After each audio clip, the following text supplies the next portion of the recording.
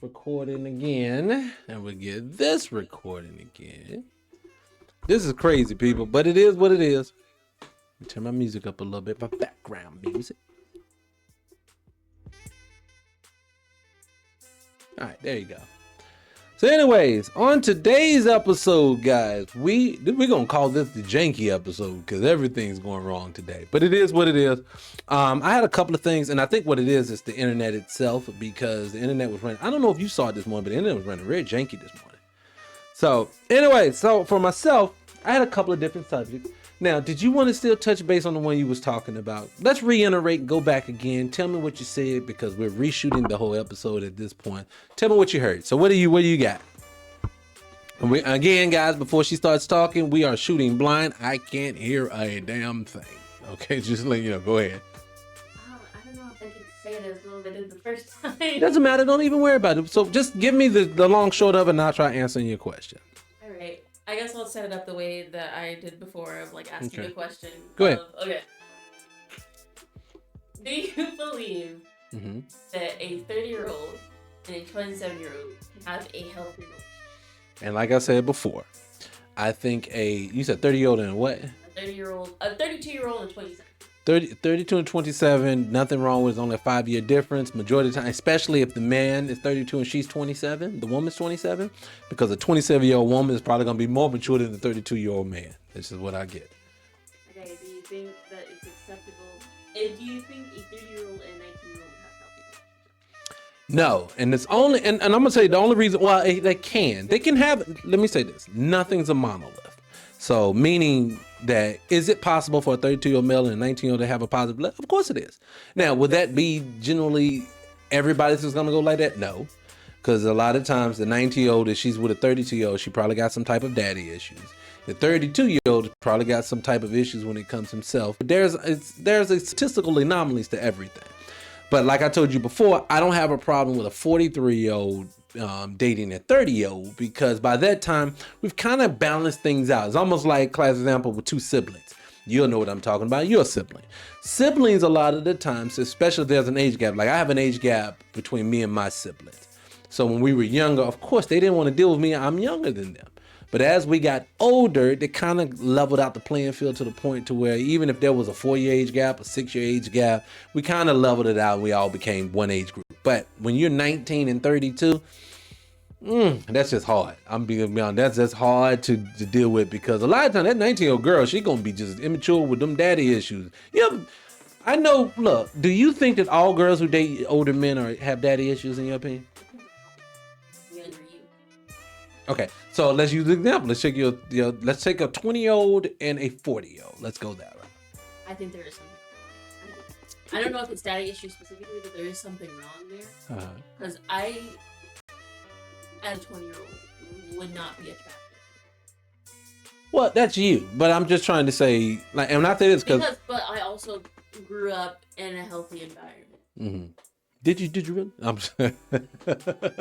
All right. Well, I just say, to me, the reason why I say it's not a huge deal, but I think what it turns into, I think a lot of women nowadays, and I said this on an earlier video, I think a lot of younger women are getting older men, not all because all of them have daddy issues. Some of them are getting with them now is because, and this is going to make them sound like gold diggers, but I promise you I'm not calling them gold diggers.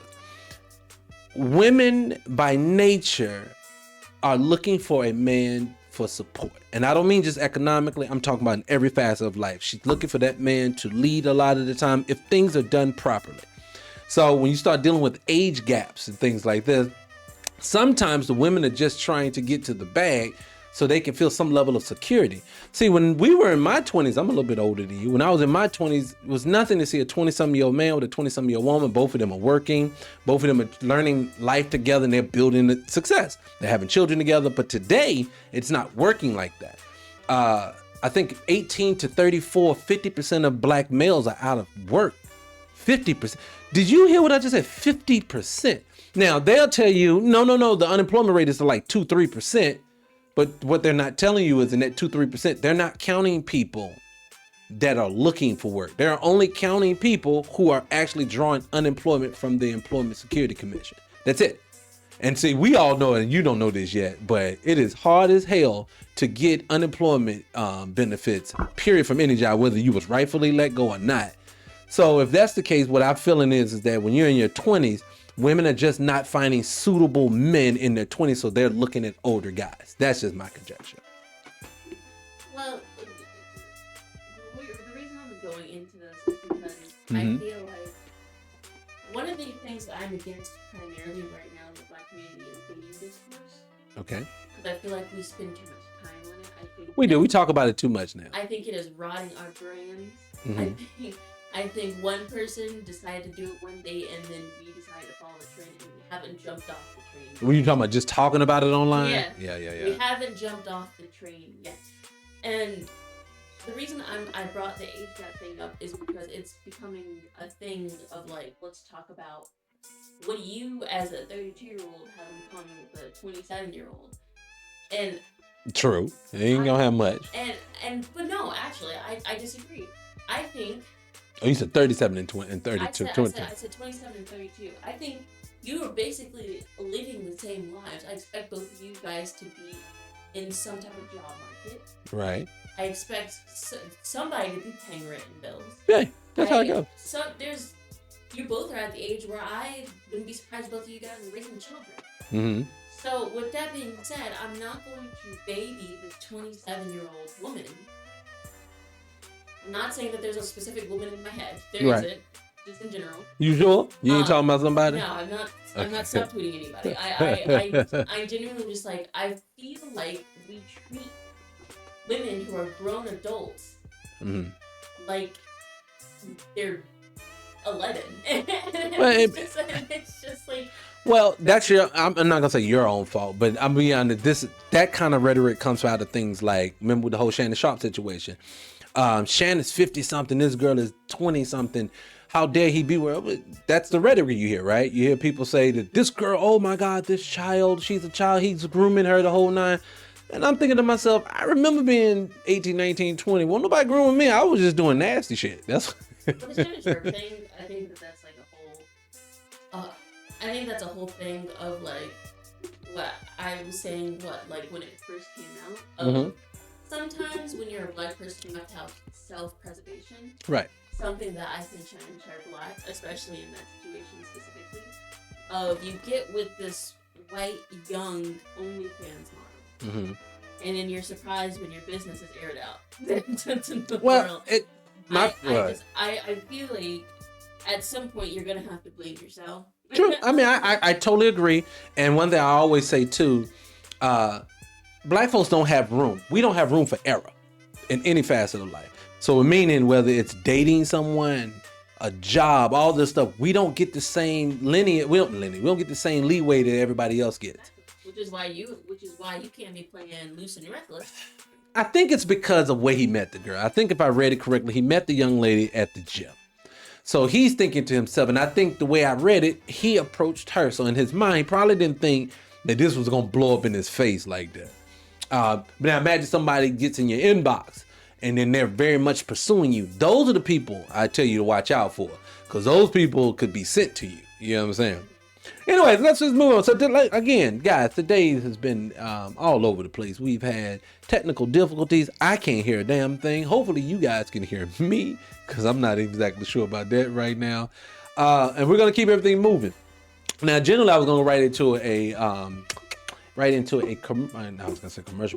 a song. But I got a couple things I want to show you, Des. I want your opinion on something, okay? Let me get it pulled up, because while I'm talking to him, I'm going to get it pulled up. No, this is not more of an upsetting thing. This one, more or less, is I honestly just want your God-honest opinion about it, okay? Because the story is that, have you heard the story about Brian McKnight? Brian McKnight had a set of children at an early age with another woman. And then he got with another woman later in life that already had children. And I don't want to put words in his mouth because I don't know what's hearsay and what's not. But from what I get at it, he doesn't deal with his own children, but he is taking care of the other lady's kids. So, and what happened was one of his real sons was named, I think, Nico or something like that. Nico died of cancer recently. And I don't think the mother is saying that Brian had nothing to do with his kid, even up to the day he died. And then Brian McKnight had to come out and say, no, I wanted to basically celebrate him in the way I wanted to. So my opinion to you is, my question to you, matter of fact, let's listen to it first. I want you to get his conjecture, and then I want you to get your opinion. But guys, I'm gonna have to mute my microphone, so they're not gonna be able to hear either one of us, because we got to play it out loud, because we ain't got headphones today. So hold on a second.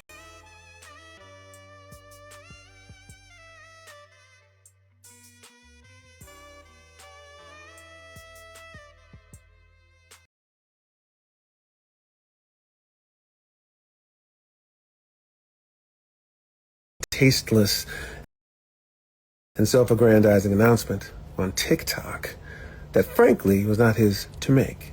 In my opinion, he inserted himself and used Nico's death as an opportunity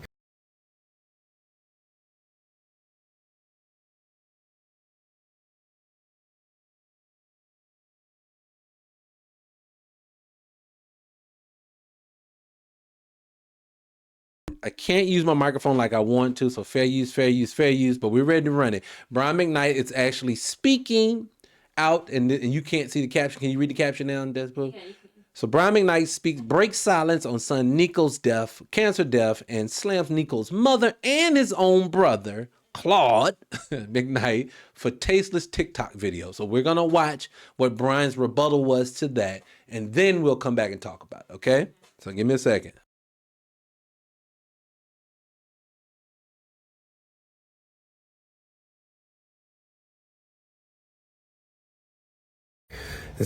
him pass with respect and dignity. It has instead turned into a circus, a mockery of a life now lost, making this tragedy into a reality show type drama. While that was unfolding, my family and I flew home to Maui and had a private memorial remembering him and all the good times. The last time he and I spoke, we offered him all the help we could provide. We had the #1 oncologist on deck for him and a team of specialists on standby with private care in our home. He and his mother declined. The door of communication was open and remained open until his death. To the self-proclaimed mama bear, may God have mercy on your soul for not allowing him to accept that help and not allowing him to use that line of communication. Big thanks to Claude McKnight's tasteless and self-aggrandizing announcement on TikTok that frankly was not his to make. In my opinion, he inserted himself and used Nico's death as an opportunity. Put my pimpin' music back on. All right. So now that that's back on, Desipu, hold on. Let me get your microphone back on. Mine is on, but yours isn't. All right, so you're back on now. So give me your conjecture. Who do you think's wrong in this situation? And let me fully say this. So basically, if you heard it correctly, the son is dying from cancer. Brian said that he extended an olive branch for him to basically comfortably pass in my home with the best care possible, and the wife denied it. So, for one, do you believe him, for one? And then two, if you do believe him, who do you think is wrong in this situation? I'm just going to go under the belief that what he said is true. Mm-hmm. Okay? Mm-hmm. He could be lying straight through his teeth. I don't know. But right. Let's go with that, right? Mm-hmm. I have my gripes with both situations, but I still think Brian McKnight falls more in the wrong, personally.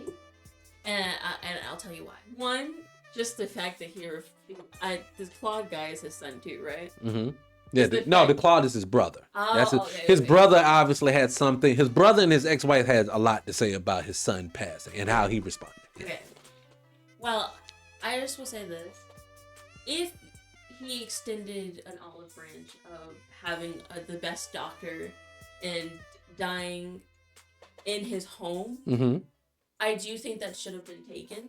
True, I agree. However, I could see the emotional aspect of you went off with new family to play house with new family, but you weren't there for your child at all throughout his life.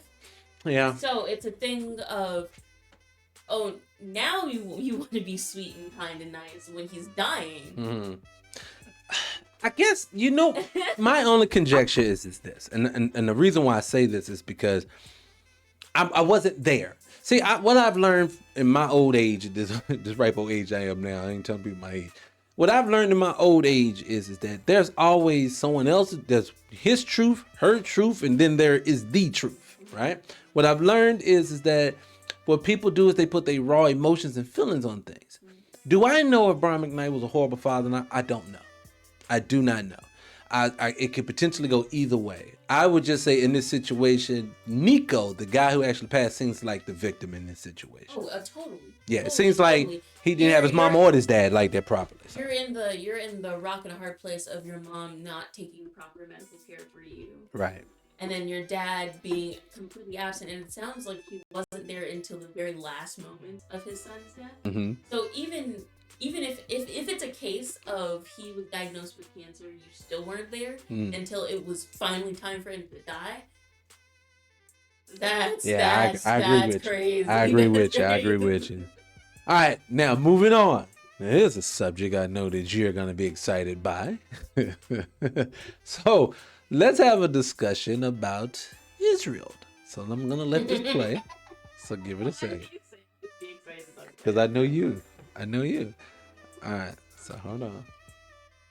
Please look at the sky and seeing this apart from in modern Jewish history, and it begins with 3 words.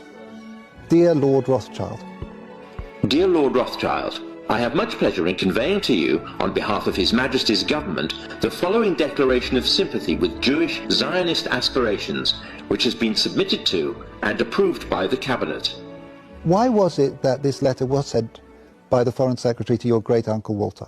It's an interesting question because it was primarily a movement from Eastern Europe, but they didn't clarify who was in charge of that movement.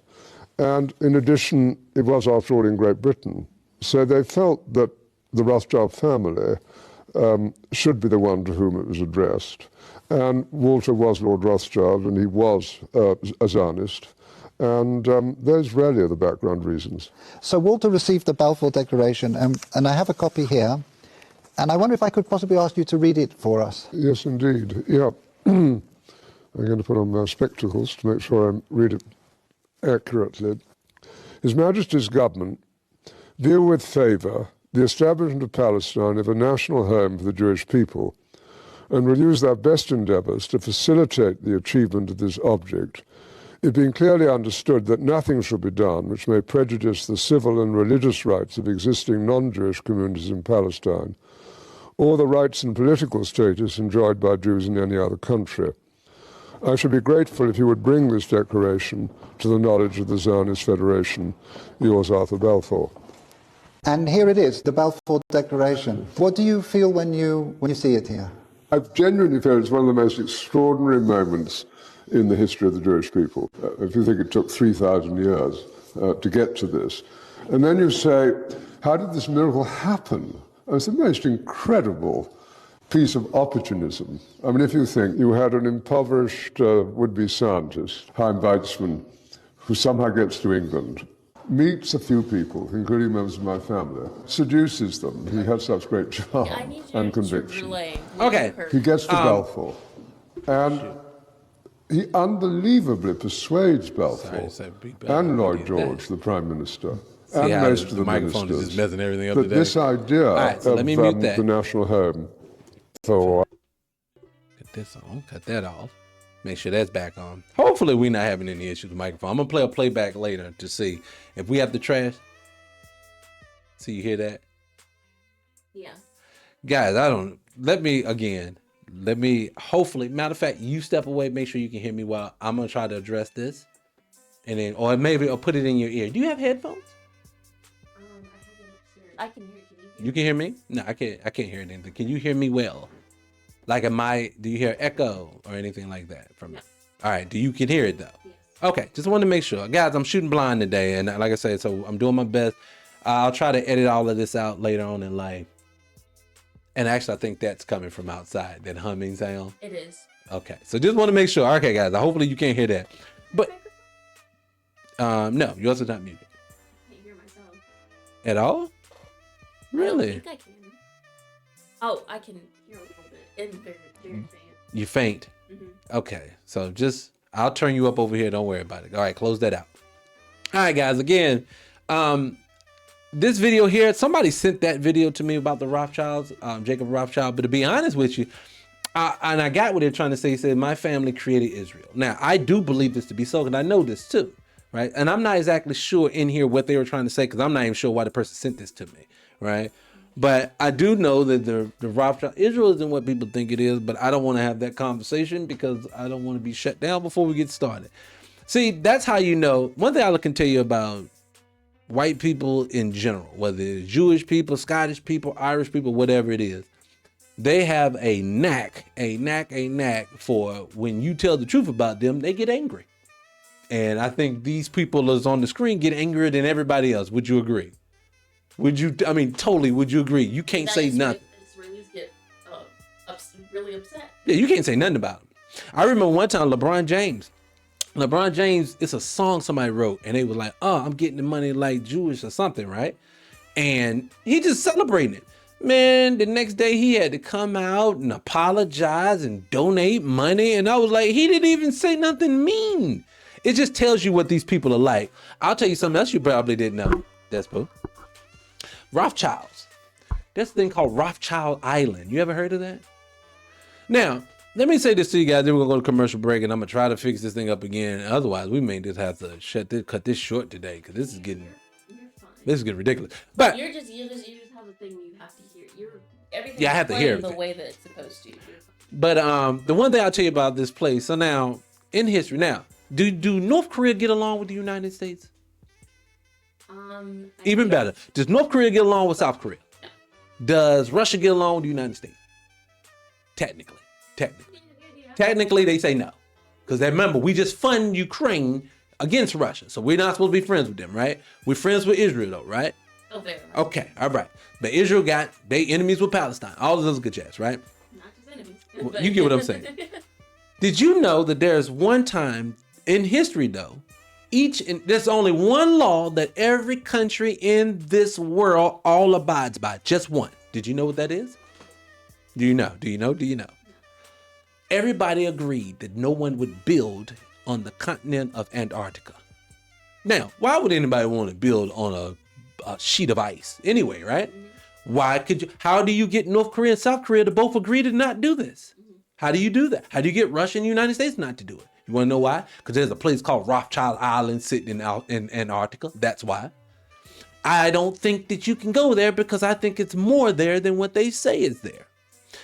Go back and look at a video from 1944 from a guy named Admiral Byrd. He was an admiral in the United States military. His job was to circumvent the Earth, or at least to explore our Antarctica and the North Pole.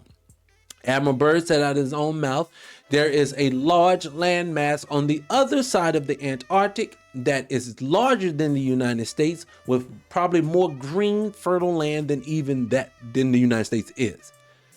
So that tells me there's something out there that they don't want us to know about. And I know that means if the Rothschild Island is there. Now, if you Google Rothschild, you know what they say? Oh, it's just a big sheet of ice or something. So why would you just name something there? Why would you take an island that no one can live on, that no one can inhabit, and then give it a name? No, I wouldn't be surprised if very, very rich people go there. You ever seen when Elon Musk takes the blue beam thing or whatever it is, and even, what's the name, from Amazon? You remember they fly people out in space, supposedly? You ever seen the trajectory of a spaceship? It always goes up, but it curves because they ain't going nowhere. They're not leaving the atmosphere. But I always wonder, where are they going? Because they be gone for a minute.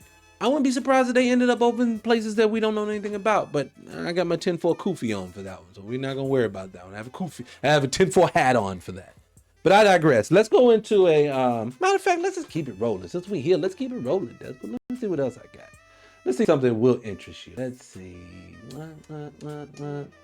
Okay, here's another one. And I was playing this before. I'm not going to play the audio from it. We'll just play it this way.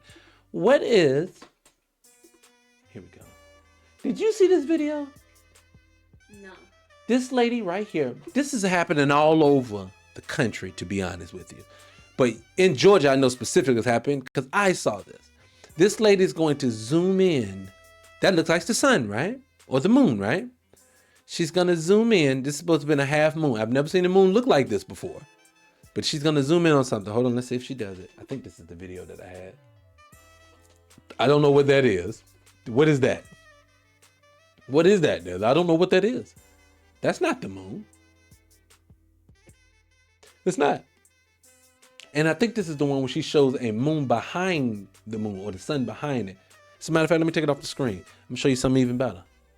Take that off the screen. I'm going to show you something even better. I had something different. Hold on. Stay right there. Stay right there. Maybe it's on my Twitter. Hold on a second. I'm going to show you real quick.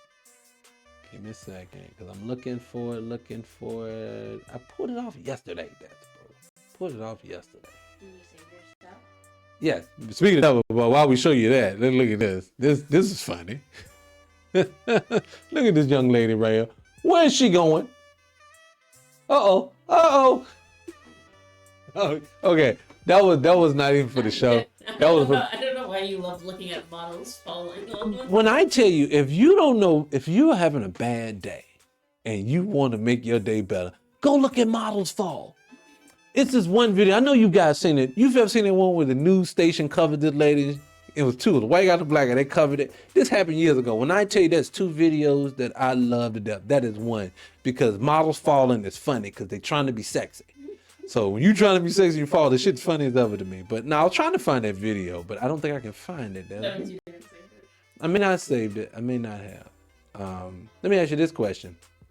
Hold on, let me go over here. Let me find another one because this is one I know you're gonna like. All right, so I'm gonna put this on the screen so you'll see it. I covered this yesterday, but I'm gonna come back and cover it again because you wasn't here. Okay. It's Jess Hilarious getting slandered. I love Jess Hilarious. Okay, so you stand her. So you can't stand Jess Hilarious. No, I can't. Okay. Yeah, I've never been able to stand her, even when she was like doing her like funny videos back in the day. I always thought she was really corny. Gave her the same reputation I gave Thank Badge. All right, so again, I'm out of whack today because I can't hear anything. But I will say this: being a fellow comedian myself, professional because I got paid. Just hilarious. You say what?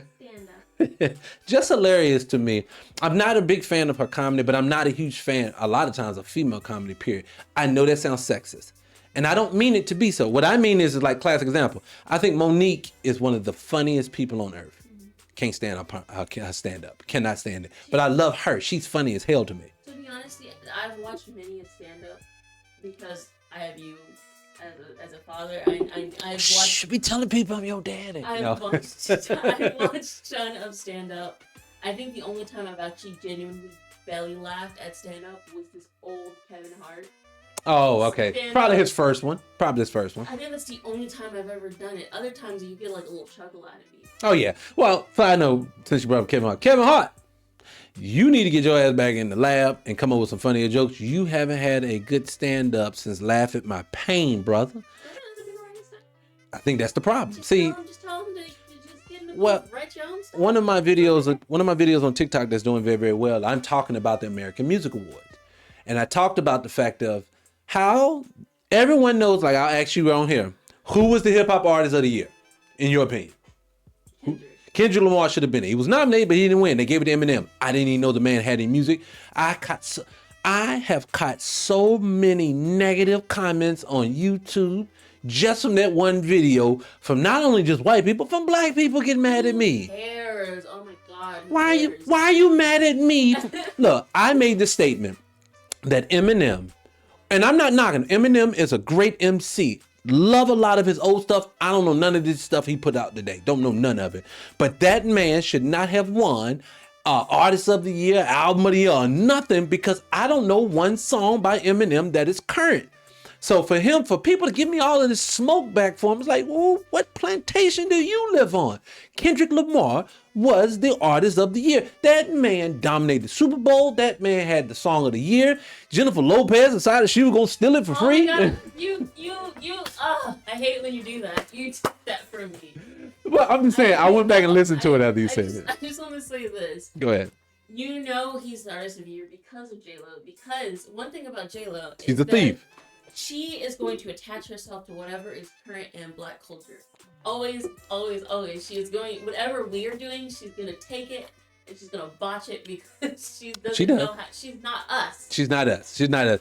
And I'm be honest, when I'm trying not to get sidetracked, we got Just Hilarious on the screen. I ain't said nothing about her yet. Just. Sorry, Well, it's the AMA is not immediately touching. It's okay. It's just for me. Like, well, let's let's close out the Jennifer thing. Then I'm gonna get back to Just Hilarious. Let me pull off the screen while I do it. All right. So let me say this: Jennifer Lopez is a culture vulture, but she always has been. But I'm going to blame not her, not her community. I'll blame black people. I blame black people for the very same reason. I'm tired of you Negroes being in my comments about Eminem. Why do you feel the need to jump out the window to support non-black people? You notice that I can tell you like this now. I talk trash. These are some of the people I do not like the most that's on my hit list that are black Americans or black people in general. Tyler Perry, I don't like him. Anthony Mackie, don't like him. I ain't got no legitimate reason as to why we don't like Anthony I Mackie. have my reasons, but we'll go there. No, the reason you have is not a real reason. Tell the audience why you I'll don't get like there, it. but you're gonna get me sidetracked. All right, so who's some other people you know I talk trash about? Anthony Mackie. I don't talk trash about Sierra. Sierra is fine with me. I'm just not a huge fan of her music. I don't dislike her. I'm sorry. I know you may not dislike her as a person. Yes. But every single time you get a chance to trash Sierra, you will take the opportunity. I do not. Okay, what I'm saying is there's a bunch of people that I don't like, and the reason I don't like Lil Nas X, I don't like Lizzo. I remember when we were talking about this, and you brought up the entire NAACP. I don't like them either. NAACP, the Black Caucus, none of y'all. I don't care for any of you. It's just funny because we were talking about individual people, and you were like, NAACP, and I was like, that's not a person. Look, It's an organization. Look, my thing is just, and I've got my reason. Where was I going with this? Where was I going? Because Black people stick their neck out. You said what? Black people stick their neck, which I have a opinion. All right, but let me cook this and then I get it to you. So black people will, and I said this before too. I peeped this early though. Go all the way back to the Apollo days of amateur night. Amateur night, a white person step on the scene. All they have to do is come out and hum a tune properly, and we be like, oh, and we kill it. We love it. Black person get on the scene. If they be killing it for like 3/4 of the song, hit one bad note, boo that motherfucker off the stage. That's what they do. It is because we have been conditioned to want to jump out the window and support these people. And I'm be honest with you, I just can't do that. And I don't like when people do that. I was talking about somebody in particular, but you sidetracked me, so I can't remember who I was even talking about. Anthony Mackie? No, I wasn't talking about Anthony Mackie. But anyway, let me get back to my original point. Wait. No, Wait, you can't go just ladies. I have to. Okay, make a give statement. me your statement. Give me your statement. Jeez. See, Okay. people gonna think we all over the place if you don't do that. Give me your statement. This might be a little too young for your audience, but no offense. I'm so sorry. But there's this artist out, this Asian artist who makes R&B music. Her name is Sailor, right? Sailor? Yeah. Okay. Right. Okay. I compare her sound to like a SZA, right? Okay. Sounds just like her to me. Okay.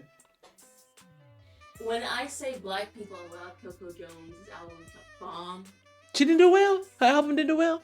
I love Coco Jones. See, I don't dislike every black person. I love Coco. I never said me too. Yeah, but people act like I dislike all black people. I love my people. But the reason I bring Coco up is because we let Coco's album bomb. We let Ari Lennox bomb. It seems like every time she come out. And Ari, I know I'm Ari is the baddest little girl out there for me. I love that woman. But for some reason, we're giving so much love to Sailor Chick, right? Tyler Sailor. And my thing is, with her, I knew every single time a non-black person does hip-hop or R&B music, I immediately side-eye them because I know there's something there. Mm-hmm. They're racist in some reason and some way, right? Mm-hmm.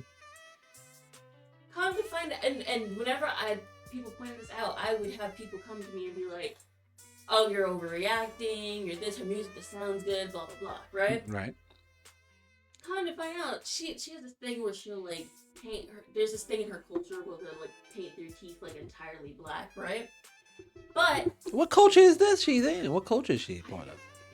But the thing is, instead of painting her teeth black like her ancestors did, she wears black grills, right? Black Grills. Grills. Okay, I got it. Right? Uh-huh. And she went on TikTok and she was like, "Oh, I started wearing black grills and people made fun of me for it, but now everybody's wearing black grills and I started black grills, blah, blah, blah, blah.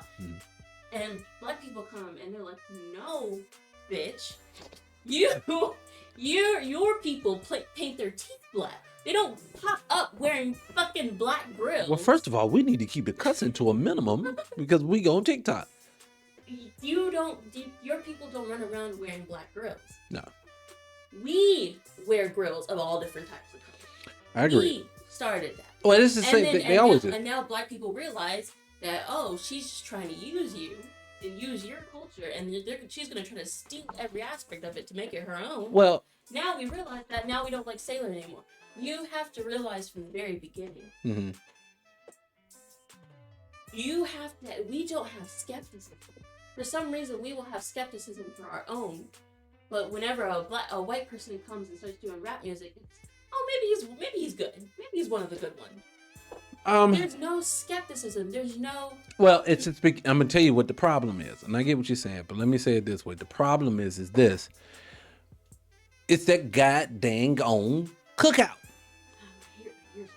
Well, calm down.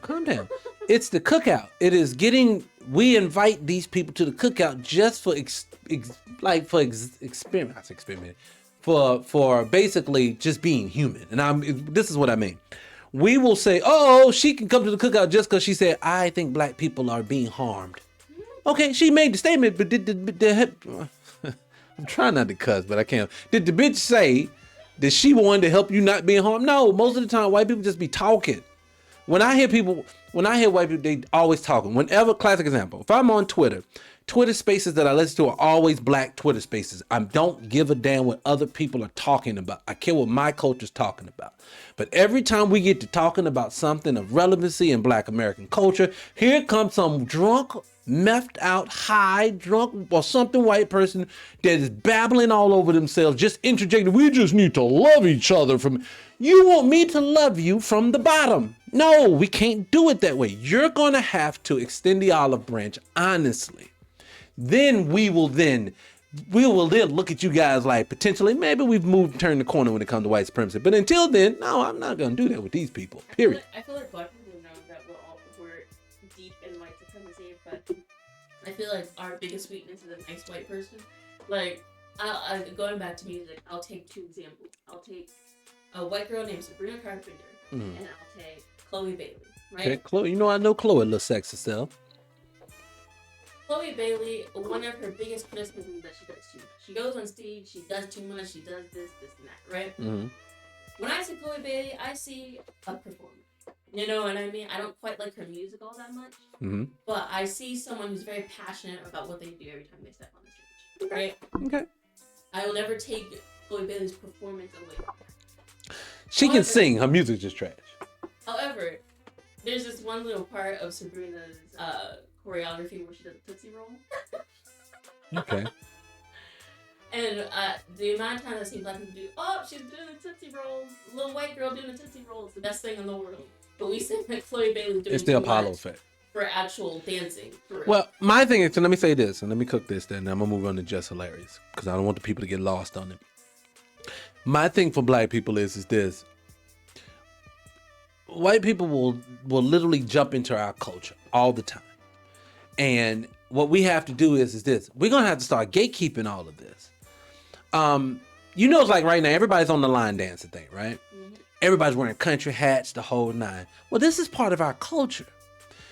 And what I feel like is happening is that we're having a renaissance. This is like the new age black renaissance is happening right now. The only thing that we're not doing that we should be doing in this black renaissance right now is gatekeeping everything.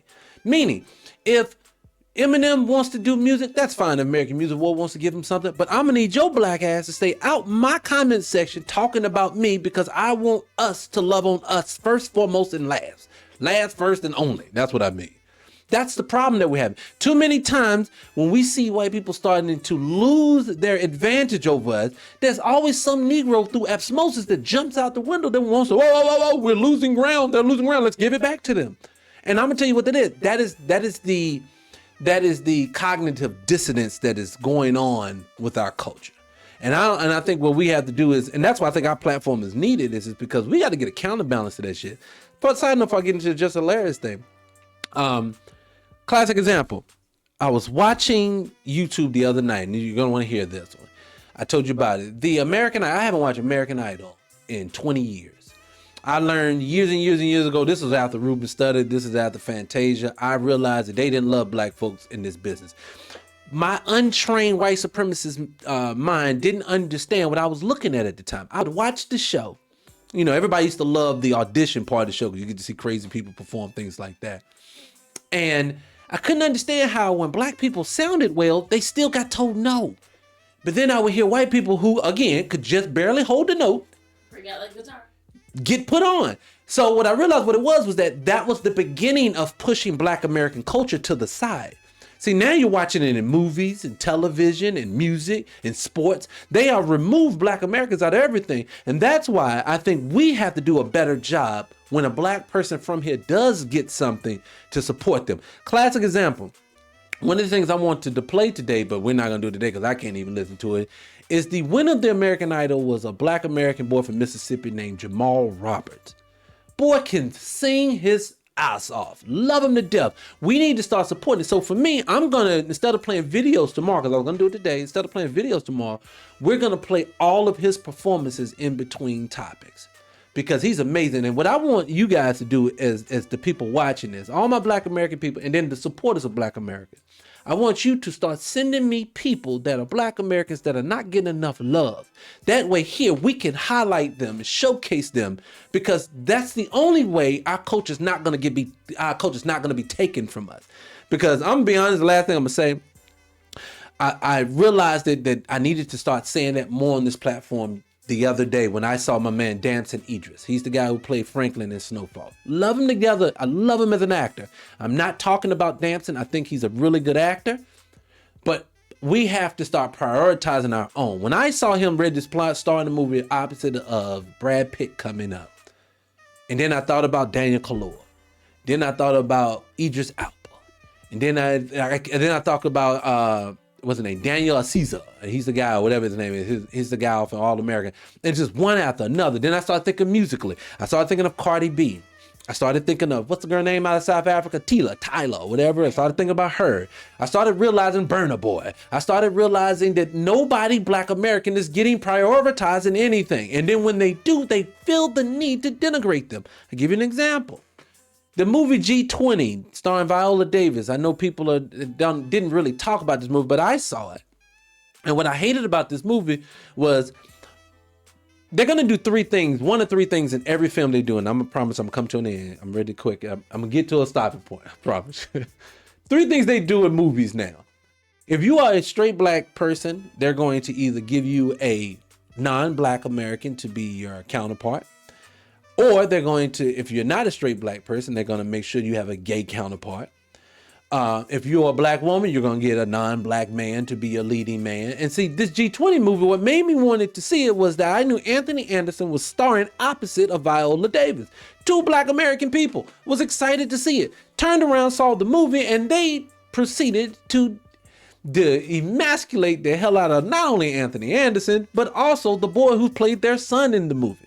Now, someone asked me in there, do I have a problem with strong black women? No, because black women are the strongest women on earth. I ain't got shit to say bad about Viola Davis or the little girl from Blackish. My problem is what they did with Anthony Anderson's character. They're constantly denigrating black American society. Let me finish, and then I promise I'll give it to you. So what we have to do moving forward is we have to be what they won't be. And that is, I'm going to love on the people who loves on us. And if you can't love on us, Anthony Mackie, I'm going to have to put you out to pastor. I'm just joking. I'm just giving him that. I don't dislike Anthony Mackie that much. But that's my conjecture. I digress, but I'll say that. I was in the gym yesterday and I said I have no reason to dislike Anthony Mackie. I know. And I will go into detail why I disliked him from years ago, but it's not even that big of a deal. He's not on my radar. The people that is on our radar are the ones that are actively coming for us. Real quick, let me say this about Just Hilarious so we can move on. Good jeez Louise. You know we talked about that for 30 minutes. All right, that's why I can't let you come on the show every. All right, so on the screen, let's go back. On the screen, we have Just Hilarious. Just Hilarious is getting into it with this guy well, this guy was Kevin Ortega. I can't say the lights are too bright and my contacts are fuzzy. Is it Rojas? I know he called out Jess Hilarious for her transphobic comments. So I want to hear what Jess had to say, so you can hear it. This might be her old video. No, this is new. Oh. This is about a girl, and I know she got into trouble before. Yeah, that's why I was bringing it up again. Now, this conversation is based on, I'm gonna give you content. This is an episode of the show. A young lady's on the show. I'm ready to flip screens. I'm ready to cut it up. We're gonna mute our microphones. There's a young lady that's going to speak about trans people, and Jess is going to say this. I'm not even gonna say what she says yet. I just want to cut it on. So, guys, give us a second. I'm muting the microphone. You ain't gonna be hear shit from me and her for a minute. Hold on a second.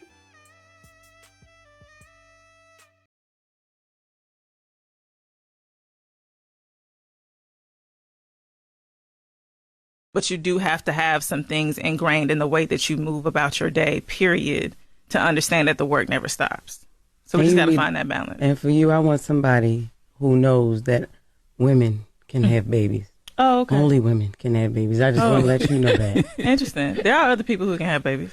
Okay. Yeah. I mean, if they have a uterus, they can have babies. But they just might not identify as women. Okay. Those are two different things. Like, you can be biologically female, but you can't be biologically woman. Because woman is a gender construct. Let me get my pivot music back on. Okay. You got a uterus, so you can have a baby. everything's muted. I think I got that muted. Okay. All right. So let me say that. That's proof. It's your opinion. So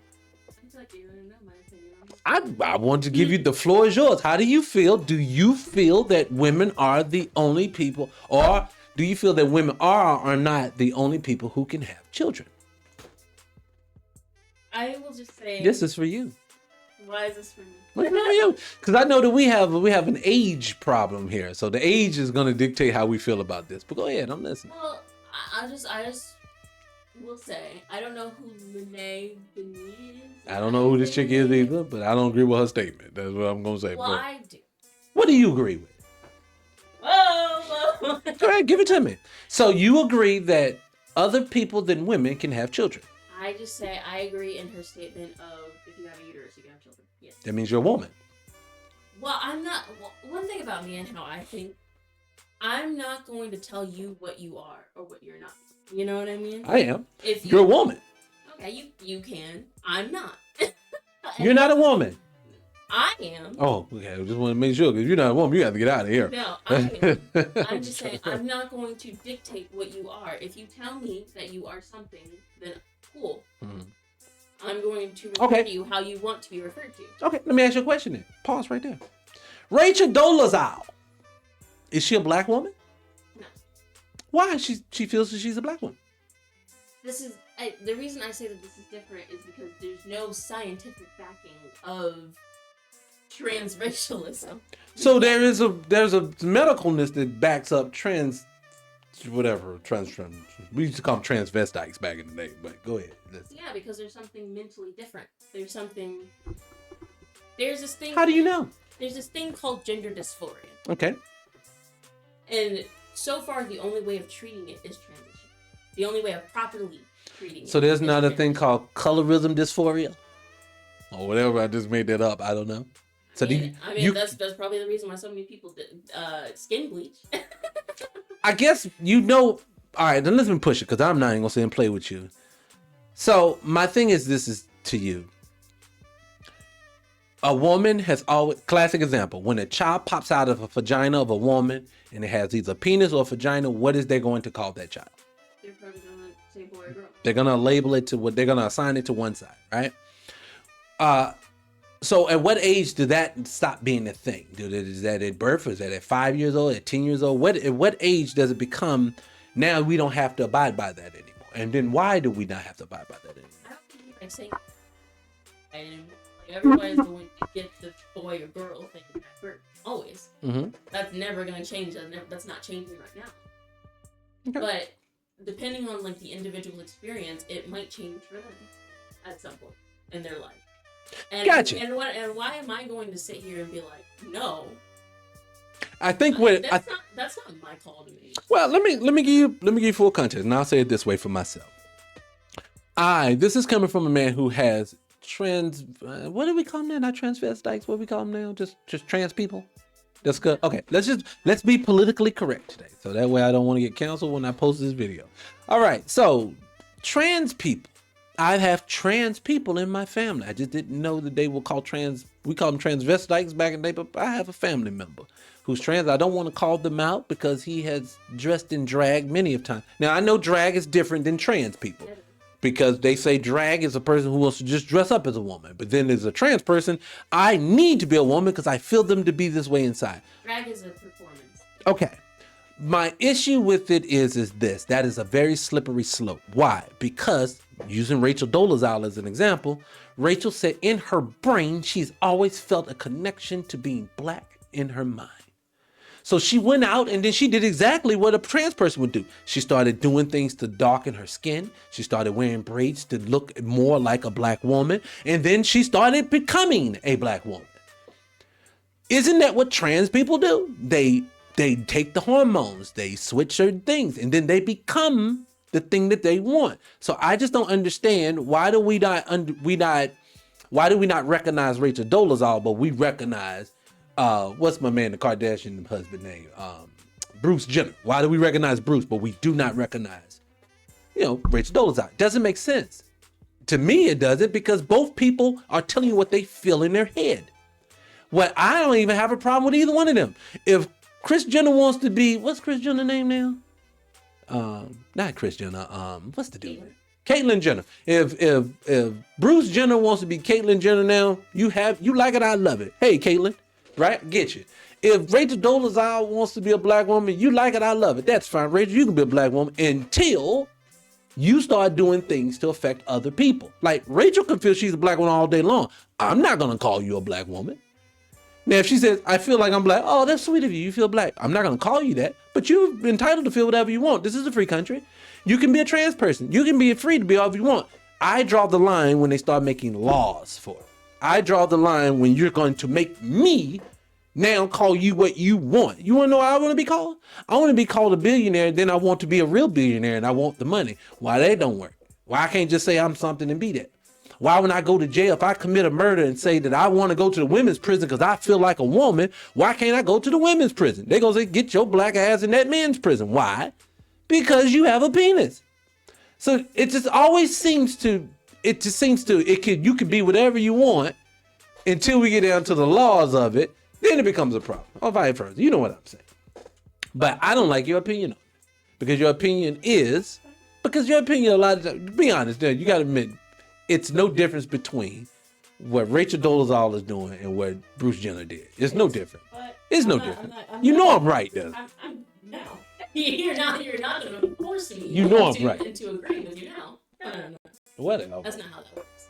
Okay, so how about, all right, so you got that one. This guy down. I know you like the racially things. You like the racial stuff. I love you with your racial stuff. Oh, this is something I did want to talk about. We brought it this morning. This isn't racial, but you did discuss it. How do you feel about what's going on with the Job Corps situation right now? Oh, I said that my theory is the reason why they're getting rid of it is because they want to suck more black people into the military. Because I just learned that the restriction of you needing a high school diploma isn't always the case. No, there are people that they are allowing into the military without a high school diploma now. So, recently. But let me ask you a question. What made you think that it was what made you think it was the fact that they killed the Job Corps trying to get people to join the military? What was your reasoning for that?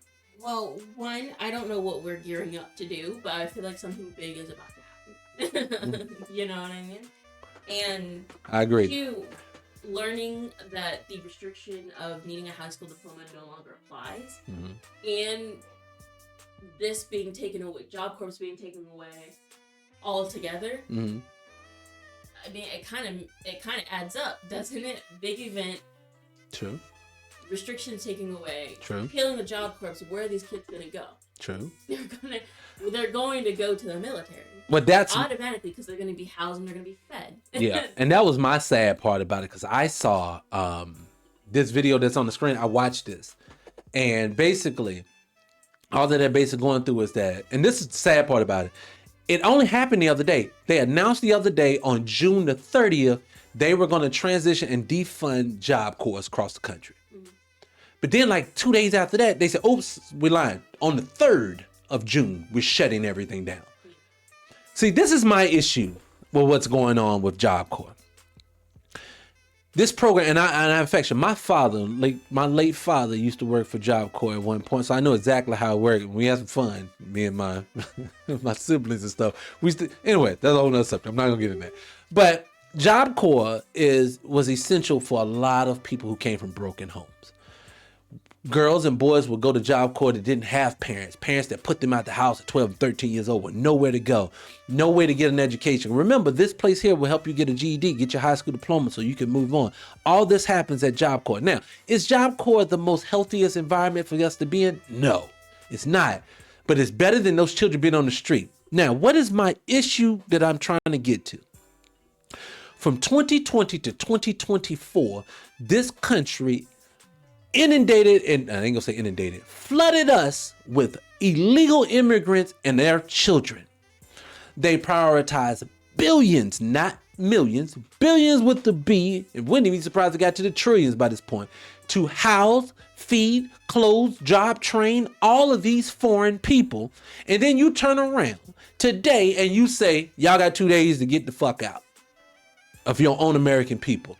People, you're watching this at Job Corps. You're watching cities make it illegal to be homeless in those same cities. They are telling the American people, you are not a priority of ours. These foreigners are a priority of us. I have to ask the question, why?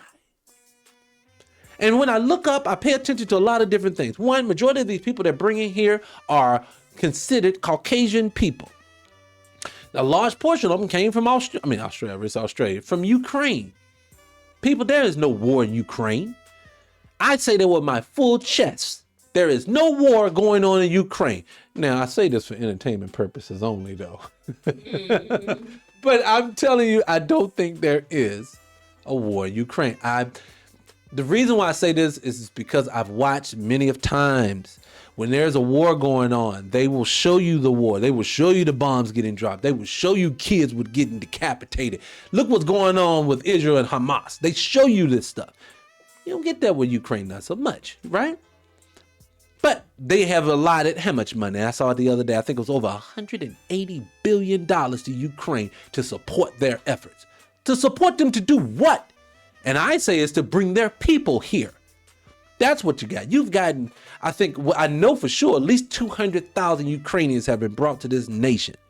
They are trying to bolster their depleting numbers in white society. At the same time, they are telling black Americans, you can get the fuck out. And I don't mean deportation, because they're not going to deport you. They can't deport you. Come to my front door talking about deportation, watch what happens.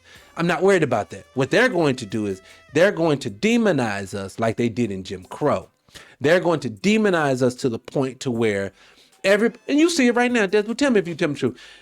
Is it not something for you to turn your internet on and to watch some person from East India who was cooking food with his feet on the side of the street to now come to America and call black people all kinds of names and act like he came from some kind of good stock? I'm watching people from third world countries. America is telling you in one breath that these people are coming from war-torn countries and they need our help to get here. And then these very people are getting here on our soil and calling us all kinds of names and talking about they better than us. You came from shit. Don't come here with that attitude. That's what I'm trying to say. I don't even know where I'm going with that, but that one bothers me big time. But I digress. My issue with it is that stop moving American people out so you can move these foreigners in. And my job is to tell black Americans, and I'm saying black Americans because this is my group, but I'm really talking to all Americans. If we don't do something to stop this now, we won't have an America in 5 years. But I digress. Let me put it off the screen. Let me take a break, Dad. Let me take a moment. I need to breathe. Take a quick break. We'll be right back. You don't have to even switch it. I'm not even gonna play a video because we're gonna come back and switch it out because we're getting close to the end. We had a very big struggle show, but we'll be right back. Let's get into it. Keep us locked on your radio dial. Keep it locked. What's up, y'all? This is Beyonce, and you listening to my station. This is 300 Radio.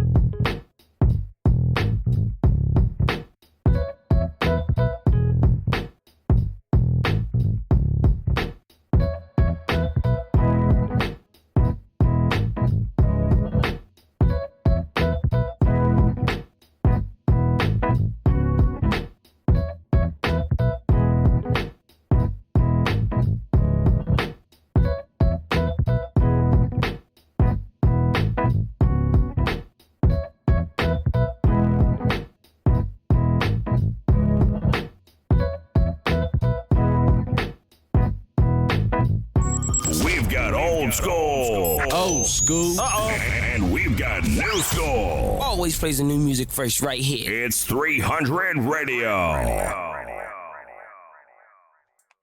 We are back. Okay, there you go. There you go. Just want to make sure we can hear myself. We are back. We are back. We are back. All right, guys. Last subject before we get out here today. And again, I appreciate everyone who hung around with us today. I hate when struggle shows happening, and we've struggled all through this episode today. I had a whole different setup that we was going to go with, images, graphics, the whole nine, but the system said, nope, damn that, you're not working today. But with that being said, last thing I wanted to cover was that I saw this Desbo come across my Twitter recently, and I'm wondering if I want to share this with you. I'll share this one with you. So this one here shows what Brooklyn used to look like before gentrification. Can you see that? Yeah, kind of. All right, so let me see if I can blow it up. Hold on. Better? Yeah. All right, so I'm gonna put it here. So I'm gonna show you what it used to look like before gentrification, and then we'll show you what it looks like now. So that's what it looks like. Let's go with it.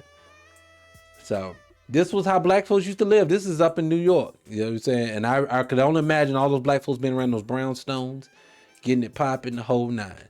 And then, mind you, what do you know about double dutch? You don't know nothing about that. You too young. Double dutch, buzz running down. No, they don't. Y'all inside playing video games, cooking out on the grill. I always used to want to live in those brownstones when I was a kid. They were always intriguing to me. Music popping, the whole nine, right? Now look at Brooklyn, 2025. People. They're pushing you around. And eventually they're going to push you out of every community that you built by yourself. And you're going to have nowhere to go. No, I agree. And I guess one of these days I want to do an episode and I want to get real with you guys. And I want to sit down and talk about the urgency of what's going on. Let me say this, Des, and then we'll get out of here. This morning, while working out, I was watching people talk about how their mortgages are increasing exponentially. I know I ain't say that right. They're going through the roofs very, very fast. One lady, her mortgage is going to increase by $1,800 in 1 month. Another lady, $1,000 in 1 month. And they do this because this is how they remove you off your land. See, America doesn't want black Americans here, but I'm gonna have to go deeper. And this is the only thing I'm gonna say. I'm gonna leave it here. Something for you to ponder, and then we're gonna go, okay?